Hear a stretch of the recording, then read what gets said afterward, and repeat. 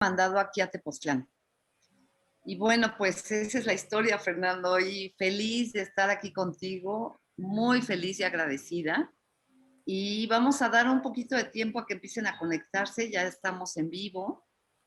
En este homenaje, porque esta charla que tuvimos ahorita, Fernando, un amigo apareció hace un par de meses y me dijo, Marilu, o sea, bueno, mucha gente me ha dicho, por favor, no dejes exposer, síguelo haciendo, la gente lo extraña y, y me removió muchas cosas. Además de que apareció el video del primer exposer, que yo jamás había visto nada del primer exposer. Una personita grabó y después me encontró hace unos meses, me dijo, oye, tengo imágenes del primer exposer, y yo así de, ¡ay, qué emoción! Me movió mucho porque estaba yo bien chavita, súper chavita y así toda miedosa y bueno, no sabía hablar en público, bueno, a la fecha. Pero eso me movió, entonces empecé a hacer este homenaje de cierre, Fernando, por el cual estoy invitando a muchos de los maestros. Me faltan muchísimos, pero no sé cuándo vamos a terminar, pero de los grandes maestros que fueron parte de este movimiento, que por supuesto tú estás ahí, Fernando, y, y pues te agradezco infinitamente. Y voy a presentarte ya formalmente. Les cuento, no sé si alguien hay ahí o apenas se están conectando, pero les cuento que yo cuando gesté la idea de hacer Exposer, una de las situaciones o de las cosas que me hizo pensar en este evento fue un canal que era Canal Infinito, que muy probablemente muchos de ustedes recordarán Canal Infinito, abre tu mente. Amaba la voz de ese locutor.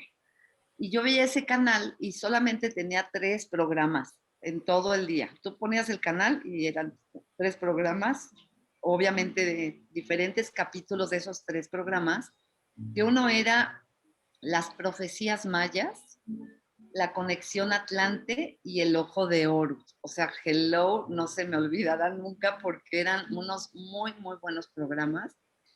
Y después de que ya contacté a la empresa que eran dueños de Canal Infinito, una empresa argentina, Claxon, que por ahí si me ve Guillermo Peralta le mando un gran beso, y Mariano Con y todos los del equipo de Canal Infinito, les pregunté quién hizo esos documentales tan maravillosos. Estaba increíble y además muy adelantado a su época.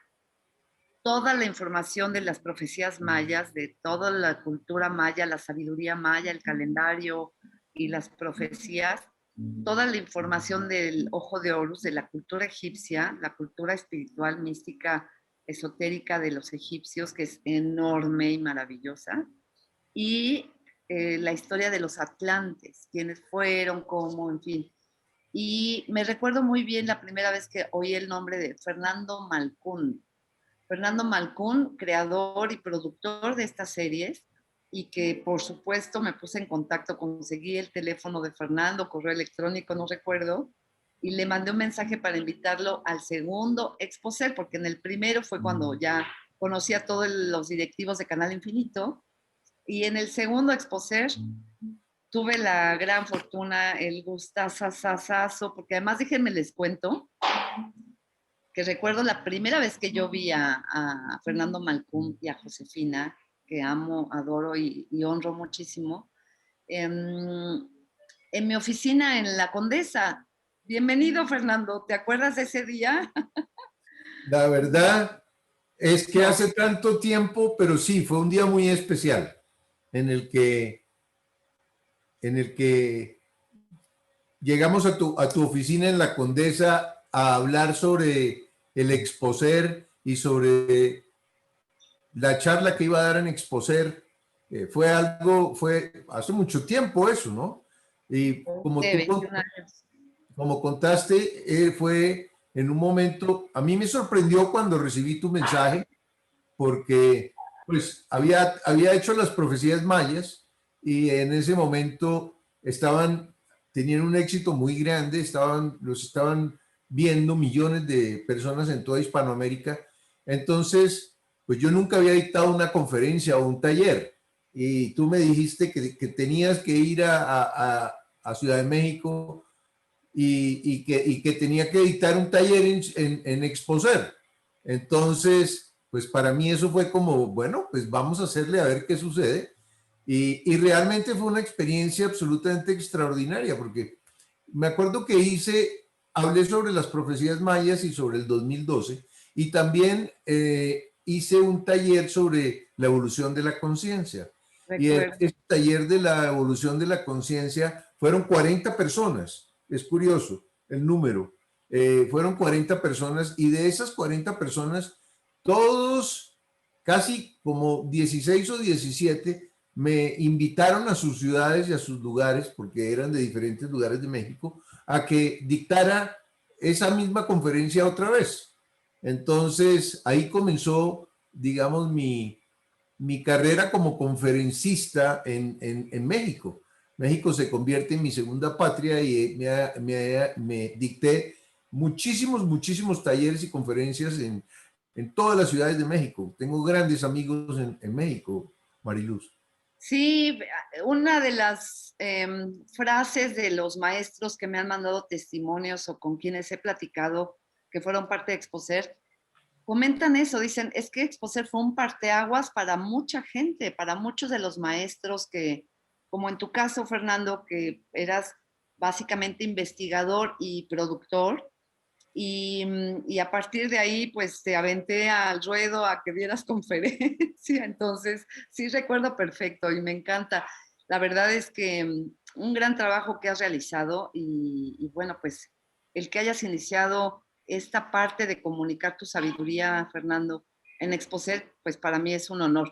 Ahora, a ver, platícanos. ¿Cómo llegaste a este mundo místico de la sabiduría ancestral, de la evolución de la conciencia? ¿Cómo fue que empezaste? Porque yo me imagino como muchos de los maestros, de los grandes maestros hoy en día, eran o ingenieros o médicos o contadores y de pronto hubo una situación que la vida los empujó a empezar este mundo y esta eh, pues inmersión total al mundo de la espiritualidad. ¿Cómo fue en tu caso, Fernando?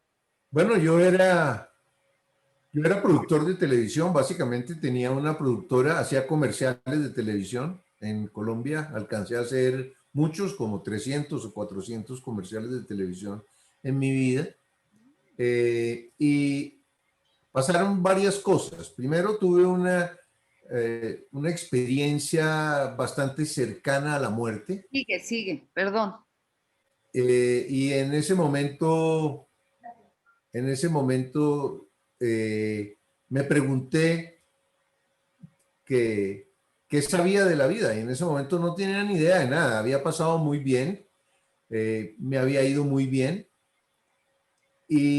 pero no sabía por qué había venido a la tierra ni cuál era el propósito de la vida y de la conciencia. Entonces, en ese momento yo no quería morirme porque no podía, me consideraba un desperdicio morir en un momento en el que todavía no sabía nada. Entonces me comprometí en ese momento con averiguar cómo funcionaba la realidad, cuál era el sentido de la vida, qué era Dios. Y comencé un proceso de investigación buscando información de sabiduría. En esa búsqueda hice, hice el cuarto camino de Gurdjieff, hice el curso de milagros, y en un momento determinado encontré un maestro en Colombia, a Gerardo Schmedling, y él me entregó la información que me cambió la conciencia y que me permitió ver la realidad como perfecta.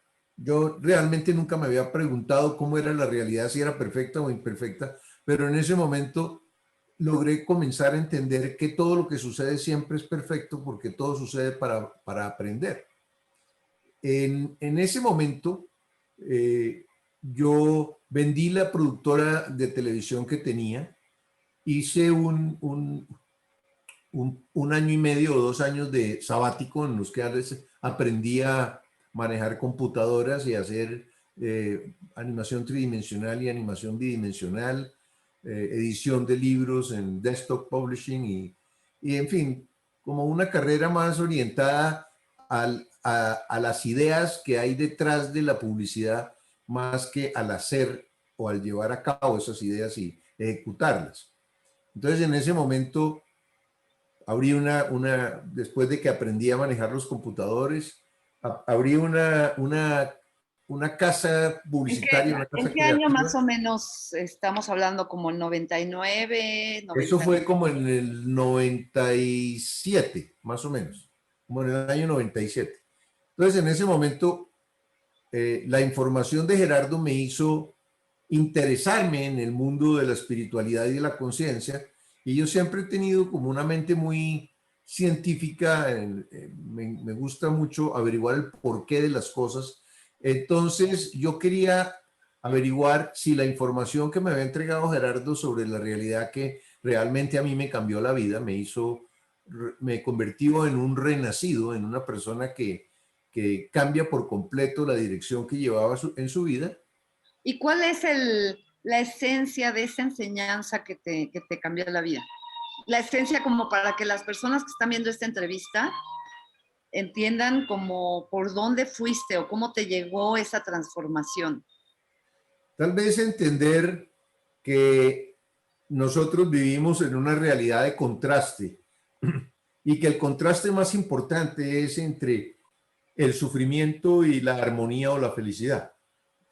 Entonces, la mayor parte de los seres humanos no sabe que todo lo que es falso siempre produce sufrimiento y que todo lo que es verdadero siempre produce armonía. A mí eso me aclaró mucho el camino, porque en ese momento, cada vez que yo estaba sufriendo por algo, siempre me preguntaba, ¿por qué estoy sufriendo? Porque ese sufrimiento lo que está buscando es revelarme las causas que lo están generando, que tengo instaladas en mi mente. Causas como falsas creencias, como supersticiones, como limitaciones mentales, como prejuicios, etcétera, que de alguna manera uno absorbe y lo convierte como parte de su personalidad, y en realidad lo que hacen es encarcelarlo a uno en un estado de infelicidad. Entonces, en ese momento, yo me pregunté si las civilizaciones desaparecidas tenían este tipo de información. Pasaron unas cosas muy extrañas, muy milagrosas en un momento determinado.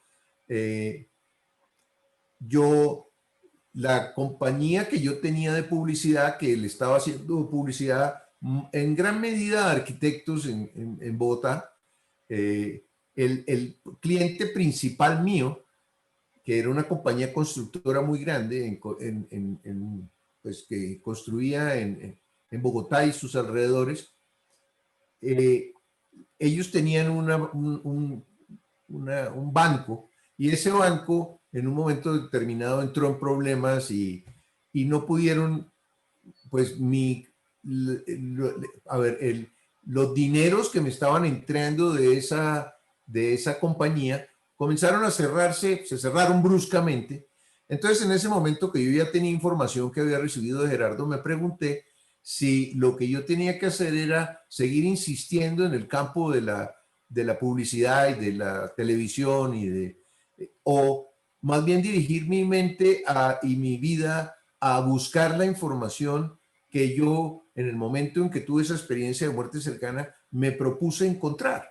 Entonces, en ese momento se me ocurrió hacer un magazine espiritual, y me fui a la productora de Caracol Televisión en Colombia, que fue con la que produje las 7 profecías mayas, la conexión Atlante y el Ojo de Horus, y le dije que quería, pues que si me daba una cita, que tenía una propuesta que hacerle, y por la mañana, curiosamente, mi señora Josefina me había dicho que por qué no nos íbamos a Playa del Carmen, porque en Playa del Carmen había un congreso de chamanes y de científicos y que además iba a ir Ilona Selke, y que ella, Ilona iba a hablar con los delfines y ella quería ir a hablar con los delfines, como todas las cosas de José, ¿no? Ajá. Entonces, pero yo le dije, pero José, si acabo de cerrar mi compañía, no tengo plata, ¿cómo nos vamos a ir para México en este momento? No es el momento.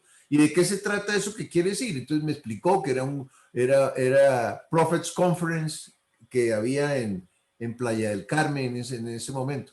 Bueno, yo escuché el cuento y tenía por la tarde la cita con la productora general de Caracol Televisión. Cuando llegué, comencé a contarle lo que estaba haciendo y a contarle el programa que tenía pensado, que era un magazine con notas de 4 o 5 minutos con diferentes temas esotéricos, de libros, de publicidad, de Magazine te revistas. refieres a un programa de televisión, de ¿Perdón? revista. Un programa de televisión. Sí, un programa de televisión. Ujú. Me refiero a un magazine, bueno, en Colombia le decimos un magazine cuando toma de un tema específico muchos puntos de vista distintos. Entonces eran Ujú. entrevistas, libros, etcétera. Claro. Yoga, meditación, bueno, todo lo que... Y cuando yo comencé a contarle a ella todo esto, entonces ella se entusiasmó con la conversación porque ella misma estaba en un momento de cambio en su vida. Entonces, en un momento determinado le dijo a la secretaria que le cancelara las citas que tenía por la tarde porque quería seguir conversando conmigo. Y como a las 5 o 6, después de 3 o 4 horas de conversación, me dice, bueno, pero ¿qué podemos hacer ahora? Entonces me acordé del Prophets Conference de Viaje. José Ah, y le ajá. dije, pues mira, el próximo sábado es el último equinoccio del milenio y en Chichen Itza, eso los mexicanos hacen una cosa esotérica, no, eso no era cierto porque en ese momento no había nada, pero yo me lo imaginé así, ¿verdad? Yo me imaginé que se vestían con plumas y que bajaban por las pirámides y que hacían... Entonces yo le dije, pues eso podríamos ir y hacer unos programas sobre la bajada de la serpiente de luz en Chichen Itza. Entonces me dijo, bueno, tráeme una propuesta al día siguiente. Yo le llevé una propuesta desde el punto de vista de producción de televisión y eso fue a las 10 de la mañana del día siguiente y me dijo, pasa por el cheque el anticipo a las 2 de la tarde. Qué maravilla. Y llegaste a Chichen Itza, evidentemente, con José. Evidentemente llegué a Chichen Itza y evidentemente hice las 7 profecías mayas que fueron un éxito absolutamente. Entrevistaste a abuelos mayas. ¿Qué No, hiciste ahí para, no? bueno, ahí pasaron 40.000 milagros y cosas también extrañas. O sea, yo de alguna manera siento que para las profecías mayas y para los programas que he hecho y las cosas que he hecho, de alguna manera me han dirigido, me han mostrado un camino. Entonces, ese camino resulta a través de sincronicidades, ¿no? O sea, cuento, por ejemplo, una historia bien curiosa. Estábamos en Playa del Carmen, José, el camarógrafo y yo, sentados en un restaurante en Playa del Carmen y en ese momento entra un señor alto con cola de caballo, pelo blanco, un sombrero como de fieltro, como de ante, y una chaqueta con flecos también de ante y unos mocasines muy especiales. Cuando pasa todo de la misma piel, como muy suave, y cuando pasa frente a nosotros, José se queda mirando los zapatos del señor y dice, yo quiero unos zapatos como esos. Entonces yo le dije, pero déjalo tranquilo porque ese señor está viene a almorzar. No, no, no, no, no. Yo tengo que averiguar dónde consigo un par de zapatos de eso. Fue y se va y se sienta. Y resulta que el personaje era el jefe de la tribu Cherokee de los Estados Unidos. Y venía a esa, iba a hablar en la En el conferencia de Congreso. profesores. Ujú. Sí, entonces nos hicimos muy amigos y pasaron muchas cosas y me contó una enorme cantidad de información sobre lo que se supone iba a suceder alrededor del año 2012. Eso me interesó. Y luego conocí otros chamanes y conocí otra cantidad de gente allá y comencé a entender que nos encontrábamos en un momento de cambio muy importante, porque estábamos exactamente en el centro del gran ciclo cósmico de 26.000 años, un ciclo que realiza el sistema solar alrededor de las Pléyades, dando un giro muy grande. Dura, eh, eh, y, y ese ciclo determina cuando hay cambios fundamentales Que sobre no es, que no es lo mismo que el cambio de era, o es lo mismo del cambio de era de la era de Piscis a la era de Acuario. A ver, lo que pasa es que la era de Piscis hace 13.000 años fue el diluvio universal. O sea que nosotros nos encontramos en la mitad del gran ciclo cósmico 13.000 años después del diluvio universal. Estamos en el momento en que estamos cambiando de la constelación de Piscis a la constelación de Acuario. La constelación de Piscis estuvo 2160 años, era la era de las creencias, la era de la fe, la era de la oscuridad, de la Inquisición, del medievo. Y estamos entrando a la era del saber, estamos entrando a la era de la comunidad. De las verdades verificadas. O sea, ya no es que yo creo lo que me cuentan, sino que yo lo verifico. Esta es la diferencia entre Piscis y Acuario, ¿no? Y al mismo tiempo de eso, pues nosotros nos encontramos el hecho de que el planeta pase de 8 ciclos de frecuencia vibratoria que tenía el sector del cielo que se llama Piscis, a pasar a 13 ciclos de frecuencia vibratoria del sector del cielo que se llama Acuario. Entonces hay un salto cuántico en la mente del ser humano, hay un cambio, es como si el ser humano se despertara. Y el propósito en este momento del universo es que el ser humano se pasó los últimos 13.000 años utilizando el hemisferio izquierdo, un hemisferio izquierdo predominante. Antes del diluvio, que fue la época de la civilización atlante, el hemisferio predominante era el hemisferio derecho. Ahora parece ser que el universo lo que quiere es que el ser humano utilice los dos hemisferios simultáneamente. El hemisferio izquierdo, racional, masculino, pragmático, y el hemisferio derecho, femenino, sensible, espiritual. El uno es racional y el otro es intuitivo. Entonces, cuando tú unes la intuición y la razón, logras primero que trabajen sincrónicamente, entonces tú puedes ver al mismo tiempo la totalidad, que es la visión femenina normal de las cosas, y el pequeño detalle, que es la visión masculina normal de las cosas. Entonces eso hace que la mente tenga es como una cámara en zoom in, la visión masculina, y una cámara en zoom back, la visión femenina. Cuando uno tiene esas dos imágenes simultáneas de cualquier cosa, pues uno tiene más información y mayor facilidad para decidir que si uno solamente está pensando. Que lo ideal es que ese estado y ese equilibrio de los hemisferios sea un estado permanente del ser. Pero se puede lograr a través de meditaciones, por ejemplo. A ver, sí, el objetivo es que el ser humano comience a utilizar los dos hemisferios simultáneamente. Sí, la meditación definitivamente ayuda a activar o a sincronizar los dos hemisferios.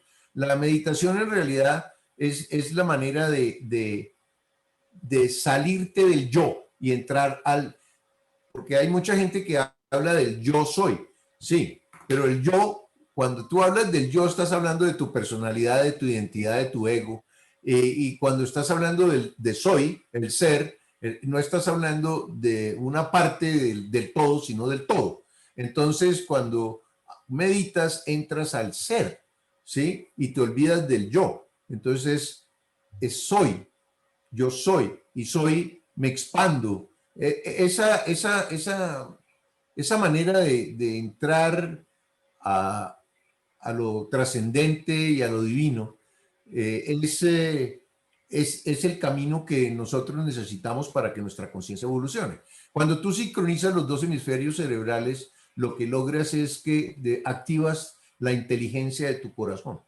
O sea, tú comienzas a actuar teniendo los tres centros principales de tu cuerpo etérico sincronizados. O sea, el chakra de la corona, estás sincronizado con los dos hemisferios cerebrales y con el chakra frontal, y al mismo tiempo tienes el chakra del corazón. El corazón tiene una característica muy especial, que es la neutralidad del amor. Y la neutralidad del amor es lo que permite, que también es la neutralidad entre los dos hemisferios. La neutralidad del amor es lo que permite que tú te relaciones con todo el mundo armónicamente, porque siempre vas a estar respetando la esencia que tienen los demás para manifestar su manera de ser y de existir, porque ese es el objetivo de la diversidad, que cada uno manifieste lo que piense, lo que quiere y que A busque, medida de su conciencia también, ¿no? Que eso es bien claro, importante, porque y algo que busque, un mensaje que pensé en dar para el día de hoy es el no juicio, porque en México estamos en procesos, digo, en todo el mundo, evidentemente por la pandemia, en procesos de muchos cambios económicos, laborales, sociales, en fin, y políticos. Y creo que el juicio, Fernando, baja muchísimo la vibración de cada persona, ¿no? Entonces, eso que pues es estás que, comentando, justamente me encanta que lo comentes, Fernando. Perdón que te haya interrumpido. no, no, está bien, es que eh, la neutralidad del amor implica que tú no enjuicies a nadie, primero porque tú sabes que los demás necesitan equivocarse para poder aprender. O sea, si tú no te equivocas, no puedes aprender, necesitas equivocarte. Sobre todo porque nosotros comenzamos nuestro proceso evolutivo sin información. Y el que no tiene información siempre se tropieza dos veces con la misma piedra. Entonces, quiere decir que tú tienes que estar buscando, primero que todo, entendiendo que todo lo que sucede en tu vida, tú lo atraes a tu realidad, lo atraes para poder aprender, para poder encontrar cómo funciona la realidad y poder encontrar la felicidad que es tan esquiva para la mayor parte de las personas en el planeta Tierra, precisamente por la falta de información de sabiduría. Entonces, la mayoría de la gente siempre está enjuiciando y al enjuiciar está buscando un castigo y una penitencia en la persona que es enjuiciada.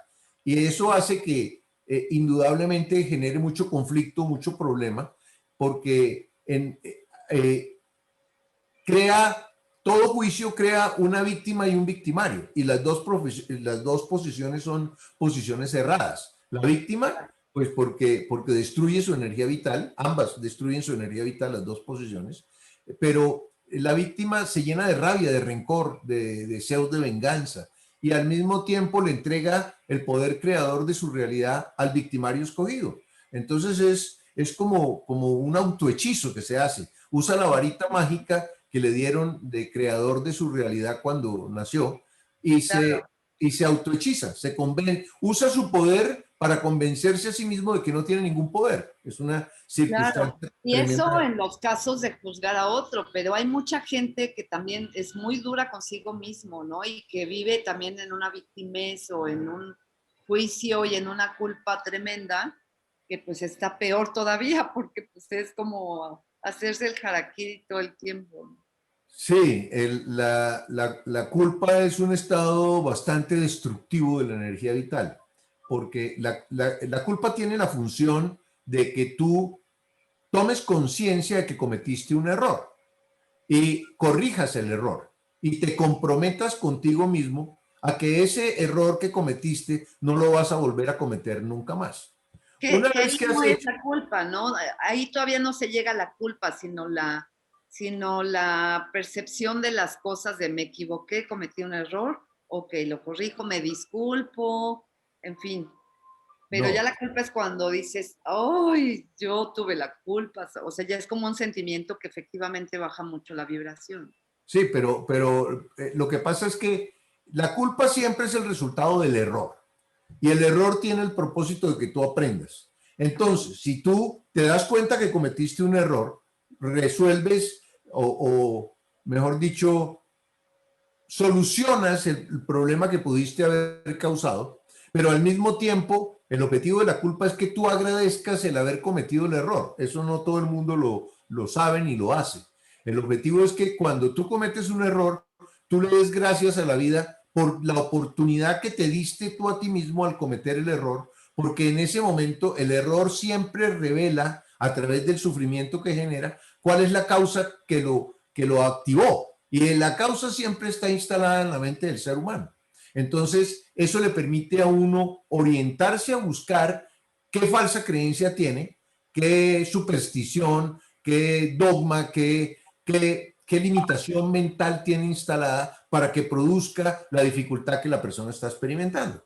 Entonces, sí, el juicio definitivamente pues no es para nada bueno. Y el amor no enjuicia. El amor, como es neutral, no enjuicia porque el amor además sabe que el ser humano necesita equivocarse para poder aprender.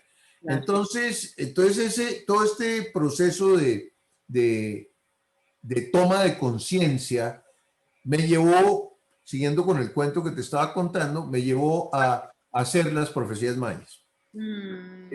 Fue toda una Ahí, experiencia.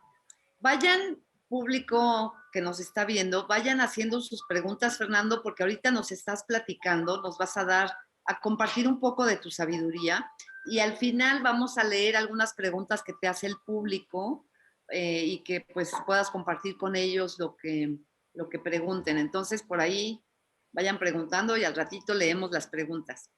Ya. Y luego después el ojo de Horus, ¿cómo te cambiaste tan No, drásticamente? porque es que lo que pasó fue que cuando terminé las profecías mayas, que fue el resultado de una investigación bastante intensa y de moverme por México, Guatemala, por todas partes, yendo a todos los sitios, a filmar, a entrevistar, a buscar, las profecías se convierten en un éxito en Colombia, lo compra luego el Canal Infinito para Argentina, y luego, pues eso se multiplica y esos programas terminaron convirtiéndose, como tú decías hace un rato, en el himno del Canal Infinito. Entonces, las 7 programas de 1 hora los pasaron como 35 veces, eso es una exageración. Y entonces, eso cuando terminé esos programas, yo encontré que había una relación entre los mayas y el ciclo pasado de la historia de la humanidad, o sea, la Atlántida. Entonces comencé a investigar sobre la Atlántida, me leí todo lo que había sobre la Atlántida en ese momento y eso con la guía también de Gerardo, porque en ese momento él de alguna manera me estaba ayudando en la creación de los guiones de las 7 profecías y de la Conexión Atlante, hice los 5 programas de la Conexión Atlante.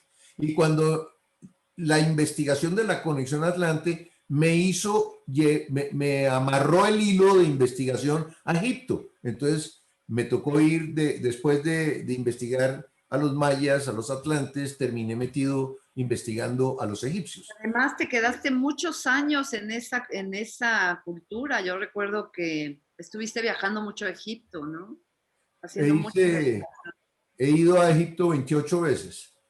O sea que 23 de las cuales llevando personas de todas partes de Hispanoamérica a hacer un recorrido por Egipto muy especial, con ceremonias y con mostrarle a las personas no las piedras, sino el significado de los templos, la relación entre el templo, el conocimiento y la astronomía, y la relación con las divinidades que encarnan en ese templo.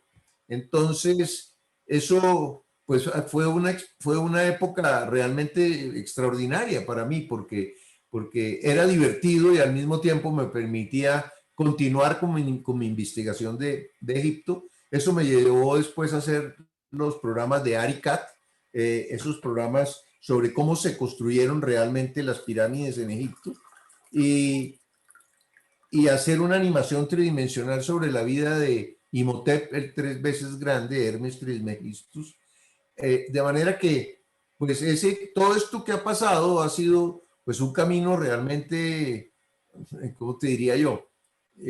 Primero como una montaña rusa porque ha sido tremendamente intenso y acelerado. Segundo porque ha sido como un salto cuántico de conciencia porque la persona que comenzó en el año Ha sido 90, un camino realmente, ¿cómo te diría yo? Espera. Primero como una montaña rusa porque ha sido tremendamente intenso y acelerado. Segundo. Ya. Es que yo, bueno, esto de la tecnología, es que abrí el Facebook, pero se contraponen los audios, pero ya cerré el Facebook, al ratito lo abro. Okay. Oye, sí, ahora dime algo. Pero sí estás segura que estás transmitiendo por Facebook. Sí, claro, se está transmitiendo, ahí está. Pero es Ah, que bueno. lo abrí como para empezar a leer los comentarios y también se activa el audio, pero sí, sí se está transmitiendo. Ahí ya veo personas que están preguntando, en fin. Oye, dime algo, de estas tres culturas, la cultura atlante, la civilización atlante, la civilización egipcia y la maya, a lo largo de tantos miles de años han subsistido sus enseñanzas, sus conocimientos, en fin.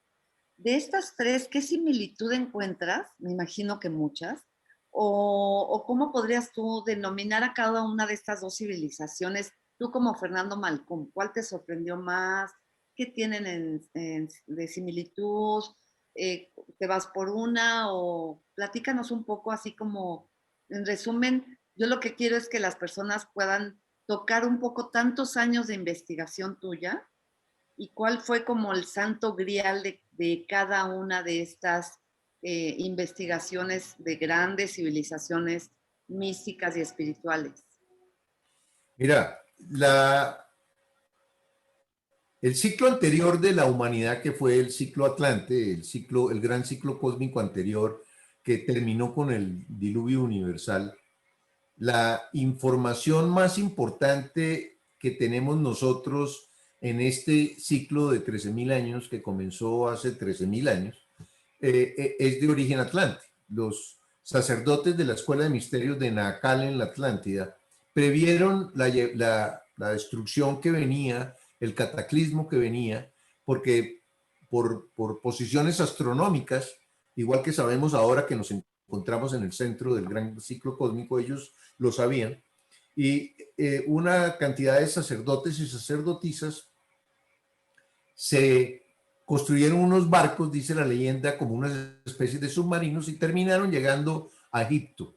Y construyeron en Egipto, primero tallaron la esfinge para que se convirtiera en un reloj cósmico para toda la humanidad, con orientada este-oeste perfecto, mirando la constelación de Leo que salía en ese momento por el horizonte en la noche, y con cabeza de hombre, Acuario, 13.000 años después, en el momento que nosotros Wow. nos encontramos, para avisarnos a nosotros que íbamos a estar en una época de cambio intenso y acelerado.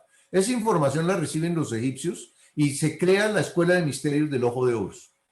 El Ojo de Horus construye una cantidad de templos sobre la orilla del río, sobre la orilla del Nilo, cada uno dedicado a un tema específico de evolución de la conciencia, y de astronomía, de medicina, de historia y de divinidad, de divinidades no en términos del único ser, del único Dios, no de las figuras, las deidades que ellos podían en un momento determinado adorar o buscar información como representantes de algo importante para la conciencia del ser humano. Si tú querías, por ejemplo, necesitabas fortaleza, ibas a donde Sekhmet, que es la escultura que está aquí detrás de mí, la dorada, ibas a Ajá. donde Sekhmet a buscar fuerza. No era que tú ibas a adorar una tigresa o una leona, sino que ibas a buscar la esencia del león, que es la fuerza, el coraje, la fortaleza. Eh, los egipcios, en el año 3200 más o menos, hicieron una expedición en busca de la Atlántida. Esa expedición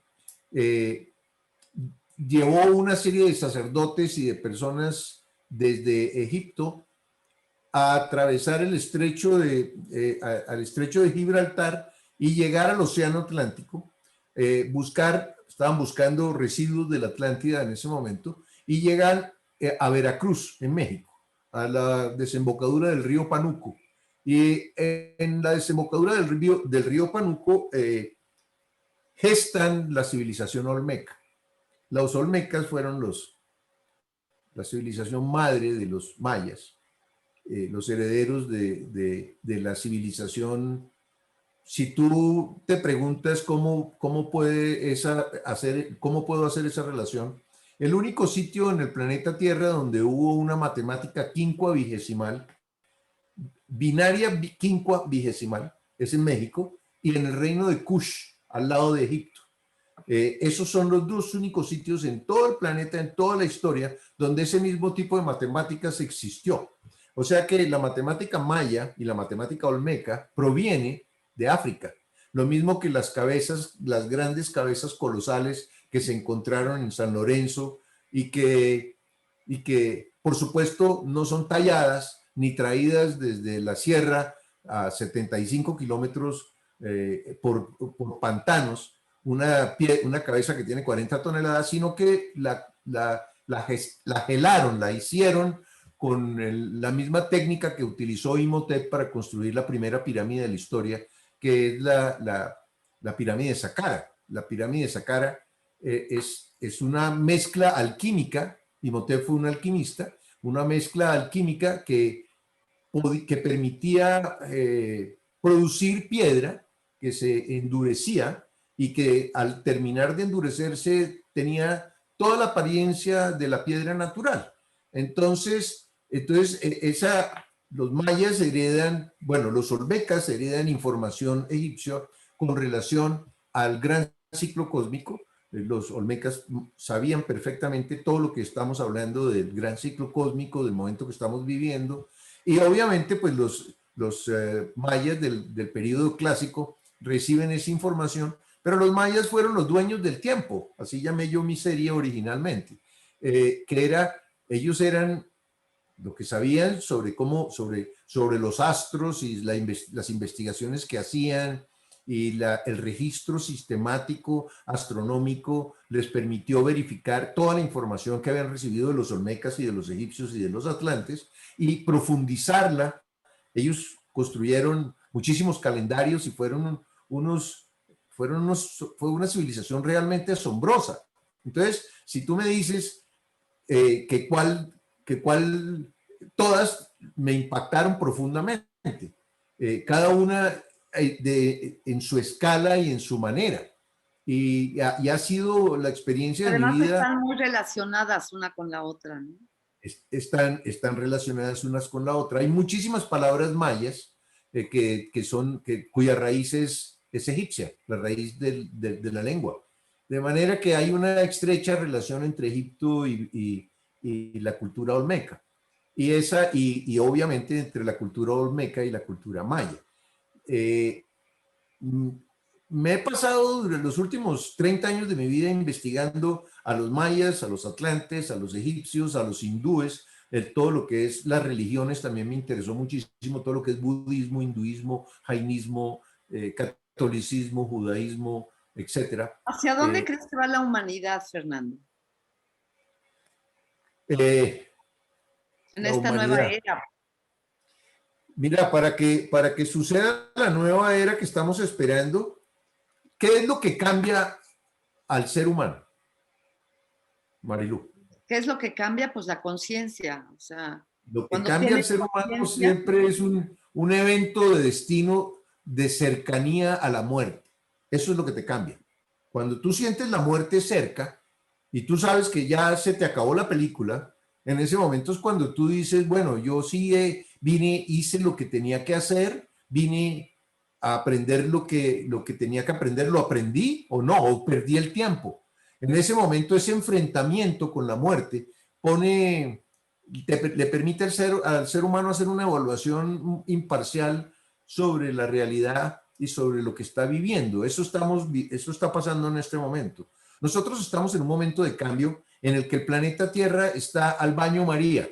Al baño María es una técnica que inventó una sacerdotisa en el medievo, uno de los para derretir sustancias muy condensadas y poder transformarlas. Una alquimista, ella era María, la profetisa, se llamaba María la profetisa.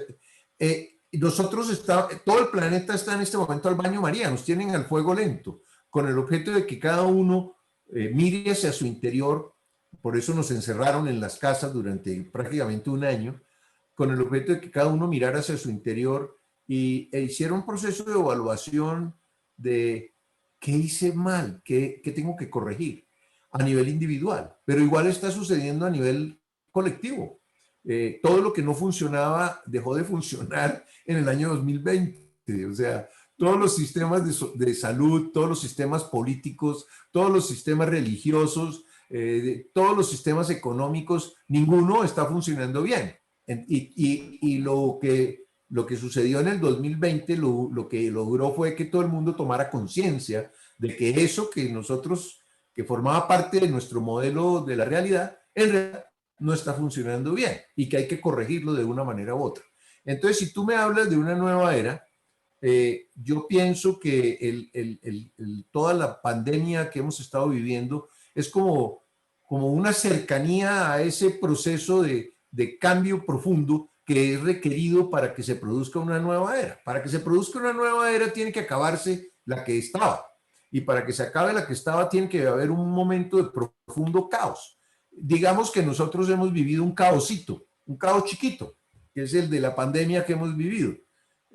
Sin embargo, no creo que eso sea lo que vaya a producir el cambio de los tiempos y la nueva era de la que estamos hablando, porque es que el salto cuántico que cada uno de nosotros tiene que dar es grande, en el sentido de que la gente, el 95% de la gente siempre está mirando hacia afuera, nunca voltean el ojo de su mente hacia su interior y nunca hacen un proceso de No, esa autoobservación. era la tendencia, ¿no? La tendencia era ya estar volcados en el trabajo, en los quehaceres, en los pendientes y esta pandemia, Luli, ay, es mi perrita. Se Y esta pandemia despertó el león de Leo. es mi dragona, es una dragona, Luli. Y esta pandemia justamente, son mis dragoncitas, esta pandemia justamente, de pronto nos frenó en el deber ser, ¿no? O sea, en el tengo que hacer, tengo que ir a trabajar, tengo que pagar las cuentas, tengo que cumplir con este rol o esta situación. Y ahora pues nos frenaron y lo importantísimo aquí es justamente lo que dices, Fernando, de qué tanto estamos trabajando internamente, que es el propósito de lo que está sucediendo, porque recuerden que les he platicado en algunas de las transmisiones, que todo es tan perfecto y todo tiene un propósito benéfico para tu misión. Entonces, ese es el tema y el meollo. ¿Qué tanto cada uno de nosotros estamos haciendo ese ejercicio de frenar y de irnos hacia adentro y de cambiar lo que tenemos que cambiar, reconocer, abrazar si tuvimos miedo, si nos equivocamos, etcétera? ¿Y hacia dónde vamos, no, Fernando? Sí, lo que pasa es que, pues siempre hemos estado escuchando, desde 1999 yo estoy escuchando el cuento de la nueva era. Y siempre estábamos esperando un concepto que se llamaba la masa crítica. La masa crítica era que tenía que cambiar un determinado número de personas en la humanidad, aproximadamente un 10 a un 12%. O sea, estamos hablando de 1.500 a 2.000 millones de personas tenían que realmente comprometerse con su transformación y con la evolución de su conciencia. Y realmente, pues eso no ha sucedido. No. Y la única manera de que ese sueño se manifieste es que realmente pues pasen definitivamente cosas muy impactantes. Para algunos pueden ser mortales, para otros pueden ser dificultades extremas, pero el objetivo siempre será hacer que el ser humano se autoobserve, se autoevalúe y corrija lo que tiene que corregir y se comprometa con su propia transformación y con el camino espiritual que debe llevar para poder que la vida que está viviendo valga la pena. Quien no se autoobserva no evoluciona, porque tú cómo puedes saber qué es lo que tienes que corregir si tú no paras cada 24 horas a mirar qué fue lo que pasó en las últimas 24 horas en tu vida, en donde se chispoteó tu ego. Claro. Si no haces eso, pues difícilmente vas a poder evolucionar. ¿Me ayudas a prender la luz, por favor? Sí, exactamente. Y por ejemplo, dijiste algo bien importante, Fernando, el miedo a la muerte es lo que nos cambia. ¿Qué tanto estamos listos? O sea, yo, por ejemplo, aquí, Rafita, por favor, ese también, prende las luces. Ya, es que se me oscureció de pronto. Ándale, esos dos. Ah, ya, hágase la luz. Ya, gracias. Gracias, Rafita. Sí. Bueno, así déjalo. Bueno. Producción, mi equipo de producción. ¿Qué tanto estamos listos para morir? O sea, yo algo que comentaba con una de mis queridas amigas maestras, yo en lo personal, yo estoy preparada, o sea, para morir ya, o sea, en el momento que así la vida lo disponga, o el destino, o Dios, o el gran espíritu. Y eso viene, Fernando, y lo platico aquí muy rápido. A mí me diagnosticaron leucemia cuando tenía 14 años. Y, y pues eran unas circunstancias familiares complicadas, entonces ya como que, bueno, me dieron la bendición, una menos, va, ya pronto se los va, y no, nunca me llevaron a tratamiento. Y después a los 23 años me casé, tuve a mi hija, y a los 23 años en una campaña de salud que hubo en la Comisión Nacional del Agua donde yo trabajaba, me confirmaron el diagnóstico. Bueno, no me dijeron tiene leucemia, pero me llamaron después de los estudios y me dijeron que tenía que tomarme un tratamiento que era muy, muy importante, muy caro, y que en un mes tenía que ver si había cambiado un poco mis glóbulos rojos y si no había que hacer una transfusión de médula ósea. En fin, yo salí de ese médico y rompí la receta y me fui, o sea, porque dije, no me importa si, o sea, no era para mí importante. Nunca entendí por qué en 2 ocasiones que tuve un diagnóstico de esa magnitud, y en ambas ocasiones no, yo en lo personal no digo que eso deba de hacerse, yo en lo personal decía, no me importa, o sea, si yo me muero mañana no me importa, o sea, estoy feliz, no por eso sufro y no por eso no voy a vivir la vida, ¿me explico? Y a la fecha, bueno, pues, gracias a Dios soy una mujer súper, súper sana, súper, o sea, no tengo nada. Em, pero yo creo que esa situación a mí me hizo pensar en que si yo me muero mañana, hoy estoy disfrutando la vida. Hoy agradezco a la gente que veo y que puedo abrazar. Hoy hago lo mejor que puedo con lo que haga. O sea, y esta es una pregunta para todos. O sea, ¿qué tanto, si realmente supieras que mañana vas a morir, qué tanto cambiarías de tu vida ahorita? Y pues no esperemos más, ¿no? Me parece algo bien bonito lo que dijiste, y muy cierto, Fernando. A veces hay que llegar a ese momento para, ay, hacer el choque y decir, en la madre, no hice, no le dije, no fui, no X, ¿no? Sí, pero realmente pues no estamos en ese punto, al menos a nivel de la humanidad, ¿no? Porque lo que está sucediendo pues es mínimo. La Claro, cantidad de muertos que ha habido comparado con la cantidad de seres humanos que existen, pues hay más muertos en accidentes de tránsito que los que así han es. habido por la pandemia. Es más el golpe publicitario y el enfoque de las noticias y de todo en lo que estamos viviendo, que la que ha logrado crear un pánico colectivo. Y de alguna manera el hecho de que se parara la economía de la manera que se paró súbitamente, arrasando con una enorme, un 30 o 40% de los empleos que existían, ha puesto a muchísimas personas en problema y las ha forzado a pensar que tienen que reinventarse. Y para reinventarse, tú no te puedes reinventar con la misma información con la que te creaste hasta el momento en que entraste en el caos. Tú tienes que buscar nueva información, porque con la información que tenías no vas a poder cambiarte para poder reinventarte y convertirte en otro ser. Eso significa que tienes que buscar una de las oportunidades que estamos viviendo en este momento de cambio tan intenso y acelerado que los mayas llamaron el tiempo del no tiempo, un periodo de 40 años, de 1992 al 2012 y del 2012 al 2032, cambio intenso y acelerado, es que tenemos una cosa extraordinaria, que es la información. El hecho de que todo el mundo tenga un celular, de que todo el mundo tenga internet, de que haya una base de datos colectivo, de que tú sepas que si corren una silla en Japón, tú lo sabes a los 60 segundos. O sea que la mente se volvió colectiva de cierta manera y todo lo que está sucediendo en todas partes, la tecnología nos está mostrando lo que significa la unidad de la conciencia. Todo ese proceso tecnológico, la información es lo que más cambia al ser humano.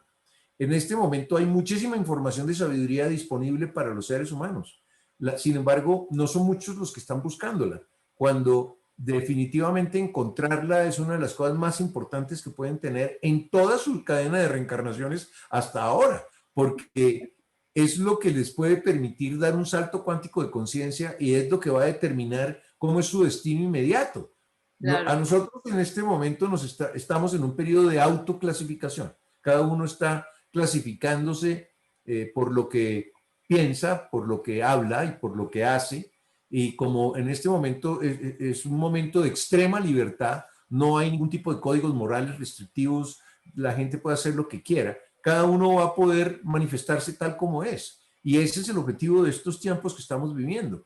Pero el objetivo de estos tiempos es que el ser humano aproveche la oportunidad que tiene para recrear su mente, para cambiar, sacar de su mente las falsas creencias que le han producido una vida de infelicidad, de escasez, de enfermedad, de soledad, de conflicto, ¿sí? Esa información, pues definitivamente hay que sacarla de la mente, pero para sacarla de la mente tienes que traer nueva información. Y eso es lo que yo Es un llamo... muy buen ejercicio el tema, regreso un poco al tema de, o sea, ¿qué pasa si nos morimos mañana? O sea, no te dé miedo cambiar hoy y hacer lo que te gusta y reinventarte. O sea, es Pero es que hoy. el problema, Marilú, no es miedo, el problema es información. Tú no te puedes reinventar sin tener nueva información. Y la gente no tiene ese concepto claro. O sea, para mí es el concepto, uno de los conceptos más importantes que hay en este momento. Es busca la información que tú puedas verificar en tu vida por los resultados de armonía que produce. No que sea que vas a reemplazar una creencia por otra creencia. No, busca información que cuando tú la utilices en tu vida, verificas en tu vida los resultados de armonía que producen, porque te trae abundancia, te trae felicidad, te trae compañía, te trae salud, etcétera. Esa es la guía que el universo nos da a través del contraste y de lo que les dije al principio, que era todo lo que es falso siempre produce sufrimiento y todo lo que es verdadero siempre produce armonía. Entonces, si ustedes están sufriendo por cualquier cosa, pregúntense qué falsedad tienen instalada en su mente que está produciendo esa dificultad, porque la dificultad lo que está buscando es que ustedes encuentren la causa, la trasciendan y no vuelvan a sufrir nunca más por esa causa en su vida. Así es. Voy a empezar a leer algunos comentarios, si estás de acuerdo, Fernando. A ver, Olin, Cali. Ay, ¿por qué se oye la voz aquí? Hola, saludos, Jovita. Hola, Lili. Bájale el volumen. Ay, pero es que no sé. Ah, ya sé. Sorry, es que... No, pues me siento de visita en tu casa, Marilú. Ay, sí, pues tienes que venir, la verdad. Casa al Viento es una cosa maravillosa, la verdad es que tienen que vivir la experiencia. Mi querido Valerio Negri, qué gusto, vecino. Ya necesitas venir por acá, por la montaña. En México, Valerio Negri dice, en México se desarrolla un tren que recorrerá íntegramente el mundo maya en este territorio. ¿Visualizas diseñar un viaje iniciático como el que realizas en Egipto, siguiendo su recorrido ferroviario? Muy bien. Pues no sé, vamos a ver qué dice la realidad. Suena atractivo. Yo hice muchas veces la ruta maya llevando gente también a hacer ceremonias en pirámides y en en templos por todo México. Y el tren pues puede ser una manera de moverse dependiendo de qué tal, qué sitios pase, etcétera. Pero sí, es una oportunidad que puede en un momento determinado salir, y le mando a Valerio un abrazo, lo mismo a su madre. Ah,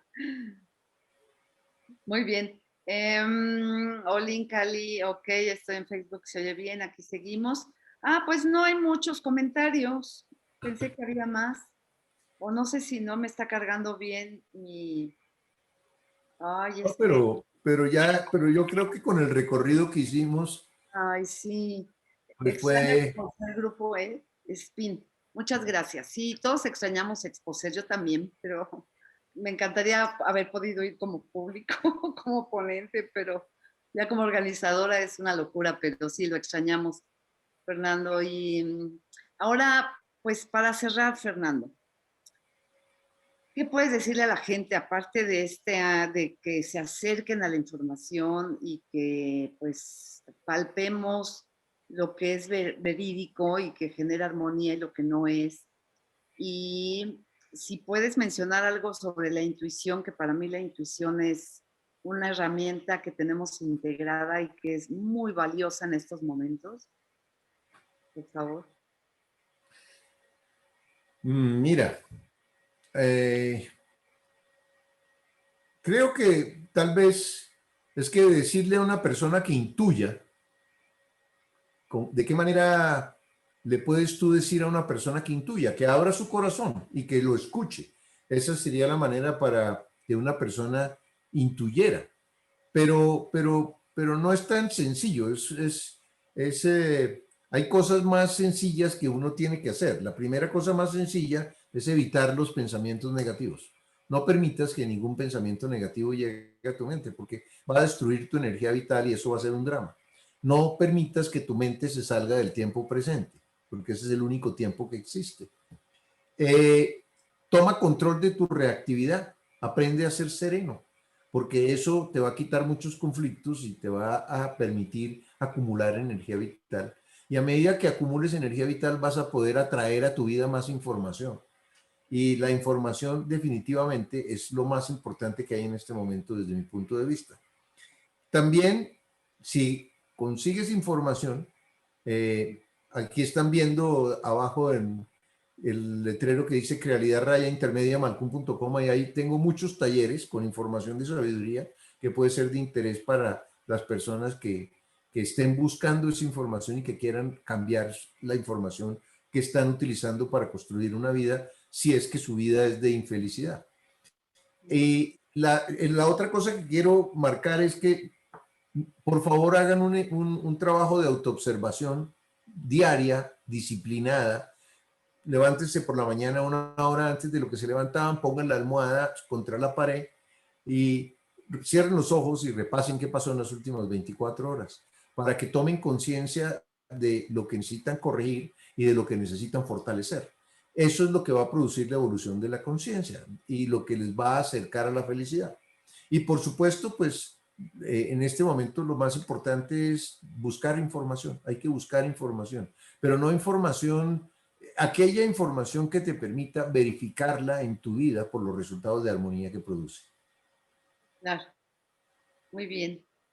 Pues muchísimas gracias, Fernando. Mil gracias. De verdad que me encantó verte, recordarte Sí. aquellos años y compartir con pues, la familia Exposer tu presencia, tu sabiduría.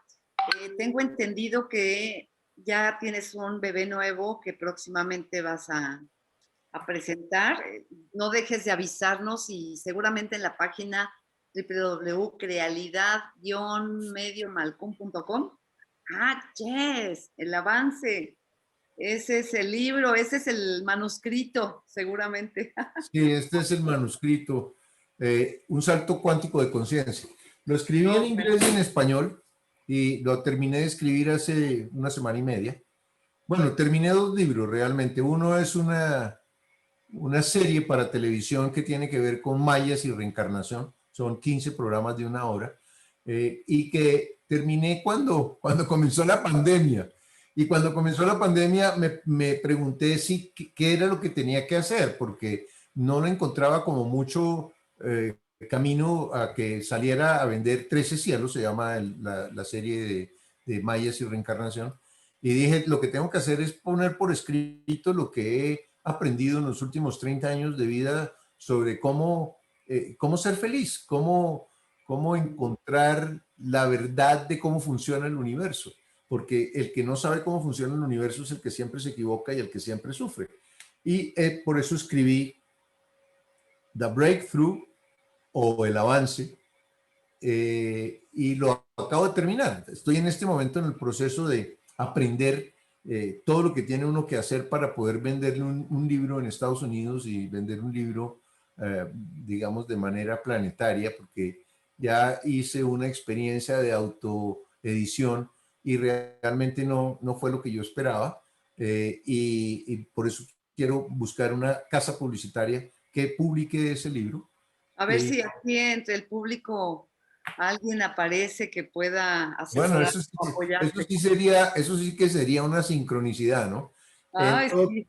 Pues no lo dudes, que puede suceder. Va a Sí, suceder. así es. Marilu, Y bueno, me dio muchísimo gusto haberte visto, sentarme en el sofá de enfrente de tu sala, ver ladrar a tu perra y que prendieran y apagaran luces en tu casa como si estuviera ahí. Me acordé de esas visitas en la Condesa a tu oficina y a los preludios de Exposer, de los varios Exposer con los que te acompañé en algún momento dado hace muchos años ya. Eh, ay, te, mando una- te mando un abrazo muy grande. muchísimas gracias, Fernando. De verdad, un súper agasajo, agasajo, y vamos a estar en contacto. Soy una bendecida de Dios, de verdad, porque recuerdo tanto mientras hablabas de ti, de las reuniones, de las charlas con otros maestros. O sea, yo creo que una de las cosas es que hay que echarnos porras también, ¿no? Y decir, cuando la vida nos da tantas cosas, que a todos nos da tantas cosas, que hay que abrir los ojitos y hay que abrir el corazón para verlas. Hay que dejar el miedo, hay que buscar información, como dice Fernando, y hay que vivir, como si yo un poquito trillado, pero hay que vivir como si fuera el último día. ¿Qué harías? ¿Qué harías si mañana supieras que vas a morir? Pues hay que hacerlo. Hay que hacerlo. Fernando, un abrazo con todo mi cariño. Gracias a quienes estuvieron aquí con nosotros. Seguimos con las entrevistas, ya les diré porque he tenido mucho trabajo aquí en Casa al Viento y quisiera yo hacer una entrevista diaria, pero de pronto no he podido. Pero pues aquí seguimos, Fernando, y te invitamos también de pronto a unirte aquí a las entrevistas y a los enlaces en vivo. Y espero que pronto puedas venir a México y como dice Valerio Negri, que nos hagas la ruta Maya, que ya el tren Maya no tengo idea cuándo va a estar, pero va a ser un buen recorrido donde tú nos puedes guiar muy bonito. ¿Ok? Me parece perfecto, me dio mucho gusto haber estado contigo, volver de alguna manera me sentí en México, de manera que te mando un abrazo grande y a todos los que estuvieron viendo este programa igual, aprovechen la oportunidad que tienen de transformarse a sí mismos en este momento, porque su destino inmediato depende de esa transformación. Así es, y hecho está. Y no dejen de compartir también esta entrevista para que a ver que salga ahí un editor para Fernando Malcolm. Y bueno, pues los quiero. Muchas gracias a los que escriben, a los que están aquí. Mil gracias. Los amo y nos vemos pronto, ¿ok? Gracias, Fernando. Bien. Chao pues. Bye. Bye. Bye.